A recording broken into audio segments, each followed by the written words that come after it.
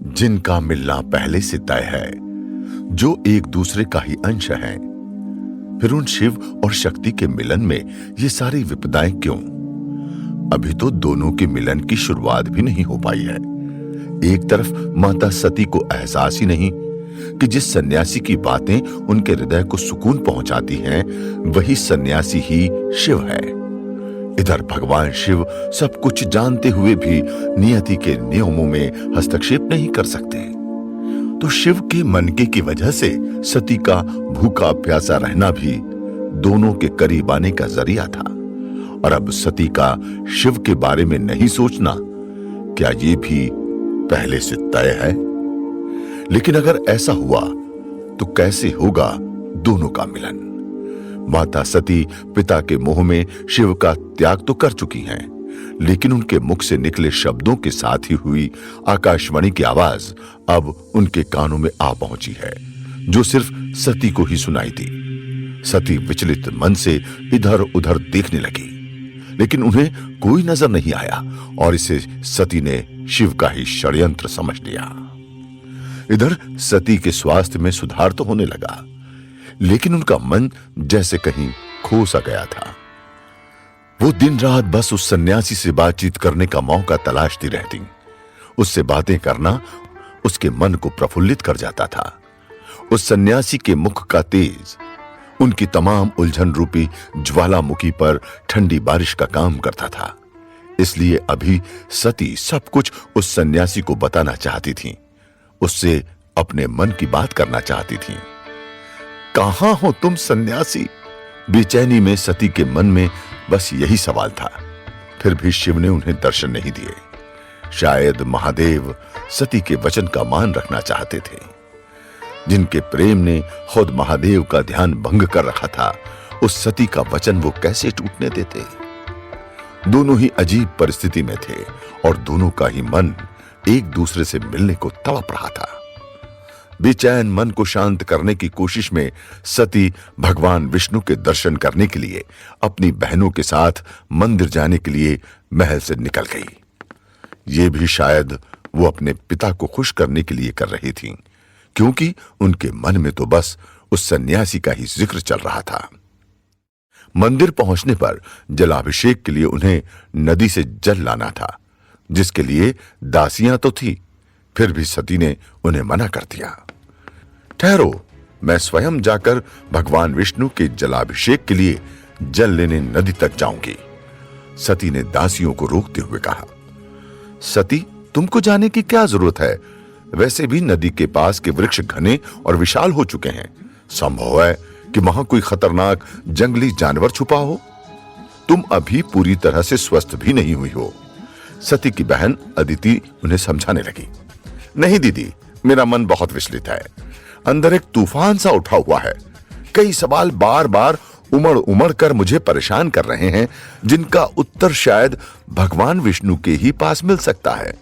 इसके लिए मैं सच्ची निष्ठा से उनका जलाभिषेक करना चाहती हूं। ठीक है, हम भी तुम्हारे साथ चलेंगे, सती की दूसरी बहन ख्याति ने कहा। नहीं नहीं, ये मेरी भक्ति है, मैं अकेली ही जाऊंगी, नहीं तो मैं नहीं जाऊंगी, सती ने हट करना शुरू कर दिया। ठीक है, तुम्हें समझाने का कोई फायदा नहीं, लेकिन जल्दी आना। इतना कहकर अदिति बाकियों के साथ मंदिर की तरफ चली गई और माता सती हाथ में कलश लिए नदी की तरफ बढ़ने लगी। नदी किनारे पहुंचने के बाद अभी आधा ही कलश भर पाया था कि सती को किसी के आसपास होने का एहसास हुआ, जिसकी वजह से वो खुश होते हुए यहां वहां देखने लगी। सन्यासी, तुम यहां हो? तुम कहां चले गए थे? मैंने तुम्हारा कितना इंतजार किया। कहां हो तुम सन्यासी? सामने आओ। सती मुस्कुराते हुए यहां वहां नजरें दौड़ाने लगी, जैसे कोई खोई हुई चीज उन्हें वापस मिल गई हो। सामने क्यों नहीं आते सन्यासी? मुझे तुम्हें बहुत कुछ बताना है। पिताजी ने फिर से मुझे पुत्र के रूप में स्वीकार कर लिया है, और जिस शिव की वजह से मैंने उन्हें रुष्ट किया, अब मैं कभी भी उसका जिक्र तक नहीं करूंगी। लेकिन फिर भी मैं एक पल के लिए भी उसका विचार नहीं त्याग पा रही हूं। न जाने ऐसा क्या जादू किया है उस मायावी ने। तुम सामने तो आओ सन्यासी, अब कितना सताओगे? माता सती की व्याकुलता बढ़ती ही जा रही थी। तभी अचानक घने पेड़ के पीछे हलचल होने लगी और सती की निगाहें लंबी लंबी घास की दिशा में दौड़ पड़ी। उसी दिशा में कोई तेज कदमों से दौड़ता हुआ सती की ओर बढ़ने लगा और जैसे ही सती ने उसे देखा, सती की चीख निकल पड़ी। उनके हाथ से कलश छूटकर नदी में जा गिरा। इतनी सुंदर स्त्री, इससे तो मैं विवाह रचाऊंगा। देवी सती की तरफ तेजी से बढ़ने वाला वो व्यक्ति वित्रासुर राक्षस था। वित्रासुर अपने नाम के ही मुताबिक देखने में बेहद डरावना था। गले में कंकाल की माला, घने लंबे बाल, आधे तन से नग्न, हाथ में तेज धारदार तलवार। उसको अपनी तरफ बढ़ता देख देवी सती घबरा गई। वहीं रुक जाओ दुष्ट राक्षस, मेरे समीप आने का प्रयत्न भी मत करना। तुम्हारी मंशा मैं अच्छी तरह से जानती हूं। मैं प्रजापति दक्ष की पुत्री सती हूं। घबराए मन से सती वित्रासुर को खुद के बारे में बताने लगी, लेकिन एक राक्षस होने की वजह से जैसे अधर्म और पाप ही वित्रासुर के लिए सर्वोपरि था।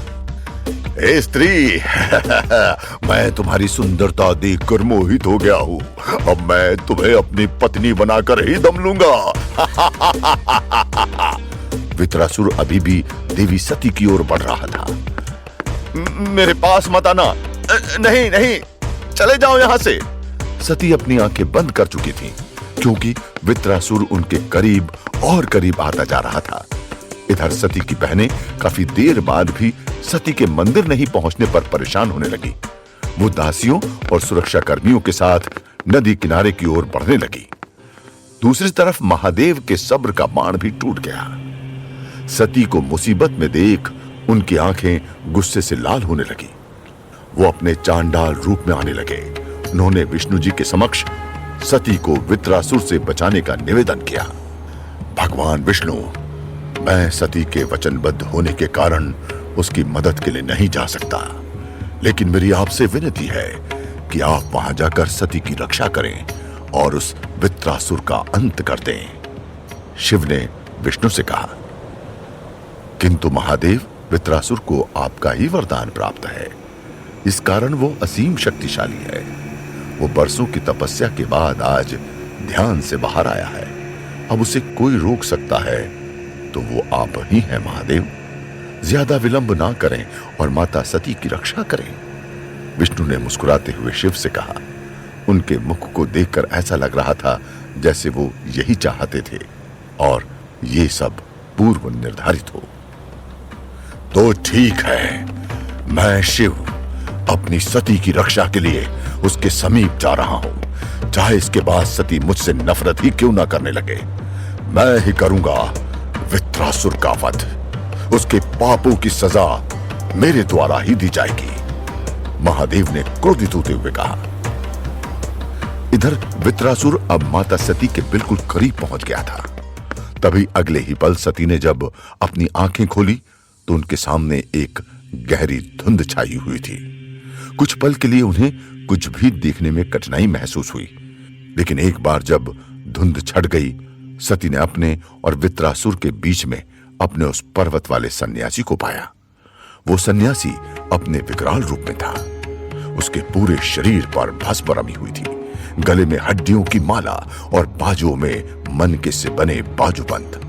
वो सन्यासी भी किसी असुर की तरह ही लग रहा था, लेकिन उसे देखते ही सती का मन प्रफुल्लित हो गया। सारा डर उनके मन से जा चुका था। वो सन्यासी के मुख के तेज को ही निहार रही थी। उन्हें उसके विकराल रूप में भी सुंदरता नजर आ रही थी। सन्यासी को देखते ही सती ने मन ही मन सोचा, देखा तुमने शिव, तुम चाहे कितना भी छल क्यों ना कर लो, मुझे बचाने के लिए सन्यासी है जो मेरे जीवन में मेरा हितैषी बनकर आया है। सती के चेहरे पर मुस्कान थी। वहीं महादेव अपनी लाल हो चुकी आंखों से वित्रासुर को भस्म करने के लिए तैयार थे। बहुत हुआ वित्रासुर, तुमने देवी सती के साथ तुच्छ व्यवहार किया है, अब तुम्हें इसका दंड अवश्य मिलेगा, महादेव ने गुस्से से कहा। वित्रासुर जोर जोर से हंसने लगा और उसकी हंसी की आवाज सुनकर सती महादेव के पीछे से खड़े होकर खुद को वित्रासुर की नजरों से बचाते उसे देखने लगी। तभी वित्रासुर ने कहा, क्या आपको नहीं लगता महादेव की ये आपके दिव्य वरदान की वजह से ही हुआ है? आपने ही मेरी साधना से प्रसन्न होकर मुझे वरदान दिया था कि मैं अपनी इच्छा मुताबिक जो चाहूं उसे पा सकता हूं। वित्रासुर महादेव को उनका वरदान याद दिलाने लगा। अवश्य, परंतु उसका ये मतलब नहीं कि तुम किसी स्त्री का अपमान करके उसे हासिल करो। ये बर्दाश्त करने योग्य नहीं। और तुम्हें वरदान मिला था इच्छा मुताबिक कुछ पाने का, लेकिन किसी जीवित व्यक्ति पर इसका इस्तेमाल करना उचित नहीं, क्योंकि इसमें उसकी भी राय जरूरी है। महादेव ने वित्रासुर को समझाने की कोशिश की। इधर वित्रासुर के मुख से सन्यासी को महादेव बुलाने पर सती के पैरों की जमीन जैसे कांपने लगी। वो विधि के विधान को समझने की कोशिश करने लगी। उन्हें यकीन ही नहीं हो रहा था कि सन्यासी ही शिव है, नर और नारी ही शिव है। वो ये स्थान छोड़कर अपने घर जाना चाहती थी, लेकिन उनका मन अभी भी रुकने पर जोर देने लगा। और सती के लिए सबसे ज्यादा आश्चर्य की बात यह थी कि सन्यासी ही शिव है। जानने के बाद भी सती का लगाव उनके प्रति कम नहीं हुआ। महादेव का तेज अभी भी सती को आकर्षित कर रहा था। उन्हें समझ आने लगा क्यों सन्यासी के बारे में सोचते हुए उन्हें शिव का ही ख्याल आता था। दूसरी तरफ अपनी शक्तियों के घमंड में चूर वित्रासुर ने महादेव पर ही हमला कर दिया, लेकिन महादेव के नेत्रों से निकले आग के गोले ने उसके हमले को विफल कर दिया और महादेव ने एक ही वार में वित्रासुर का अंत कर दिया।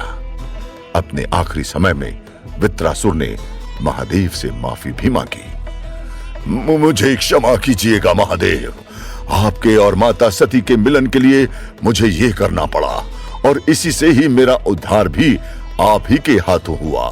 हर हर महादेव। कहते हुए वित्रासुर ने अपने प्राण त्याग दिए, जबकि उसके आखिरी शब्द सुनकर सती महादेव के बारे में ही सोचने लगी।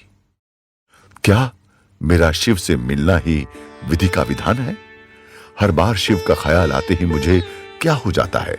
जब से शिव का जिक्र हुआ है ऐसा लगता है वो मेरे अंदर समा गए हैं। कहीं मुझे शिव से प्रेम तो नहीं? सती के चेहरे पर मुस्कान है और वो अपने ख्यालों में खोई हुई है, जबकि उसकी बहनें पूरी सेना के साथ सती के पास पहुंच चुकी है। सती, सती, क्या हुआ? क्या हुआ? तुम ठीक तो हो ना? ख्याति ने सवाल किया, लेकिन सती तो महादेव में खोई हुई थी। ख्याति ने उसका हाथ पकड़ते हुए दोबारा पूछा, सती, सती क्या हुआ? तुम कहां चली गई थी? तुम ठीक तो हो ना? इस बार सती का ध्यान टूटा और उन्होंने अपने सामने अपनी बहनों को देखकर गले लगा लिया। एक पल के लिए तो वो उन्हें सारी घटना बताने वाली थी, लेकिन ये महादेव का विषय था, इसलिए उन्होंने सही बात को बताना उचित नहीं समझा। हाँ दीदी, मैं ठीक हूं। वो एक खतरनाक जानवर मेरे पीछे पड़ गया था, इसलिए मैं उससे बचने के लिए भागने लगी। चलो घर चलते हैं। इसके बाद सती ने पूरे रास्ते किसी से बात नहीं की, बल्कि वो शिव के आने और अचानक उनके गायब हो जाने के बारे में ही सोच सोच कर मुस्कुराती रहीं। महल लौटने पर भी उन्होंने खुद को अकेला कर लिया और महादेव से मिलने की प्रतीक्षा करने लगी। वो अभी अपने जीवन के सबसे आनंदित पलों का अनुभव कर रही थी, लेकिन उनकी इस खुशी में अभी और भी परेशानी आने वाली थी, क्योंकि शिव और सती को साथ में सती की बहन अदिति ने देख लिया था और वो सती को शांत और मुस्कुराता देख इसे शिव की ही कोई चाल समझ रही थी। इसलिए उसने नदी किनारे हुई पूरी घटना का वर्णन अपने पिता प्रजापति दक्ष से कर दिया। अदिति से सारी बातें सुनने के बाद दक्ष क्रोध में जलने लगे। असंभव, ये नहीं हो सकता। सती का उस शिव के प्रति आकर्षित होना हमारा सबसे बड़ा अपमान है। जरूर इसमें उस शिव की ही कोई चाल होगी। वो शिव जो शमशान में रहता है, जो हड्डियों की मालाओं को आभूषणों की तरह धारण करता है, जिसके साथी भूत और पिशाच हैं, उसकी इतनी हिम्मत कि वो प्रजापति दक्ष की पुत्री के करीब भी जाने की हिम्मत करे। नहीं, नहीं, ये नहीं हो सकता। ऐसा करके वो मुझे नीचा दिखाना चाहता है। अगर वो शिव मुझे नीचा दिखाने के लिए षड्यंत्र कर सकता है तो फिर मैं भी एक छल करूंगा और देखूंगा कि कैसे वो सती के करीब जाता है। दक्ष के क्रोध की अग्नि के ताप से कक्ष पूरी तरह से गर्म हो चुका था। एक तरफ माता सती और महादेव के मिलन में अपना योगदान देने के लिए वित्रासुर जैसे राक्षस ने अपने प्राण त्याग दिए, तो दूसरी ओर दक्ष उन दोनों को दूर करने के लिए एक बहुत बड़ा छल करने जा रहे हैं। क्या है ये प्रभु की लीला? अब क्या छल करेंगे प्रजापति दक्ष?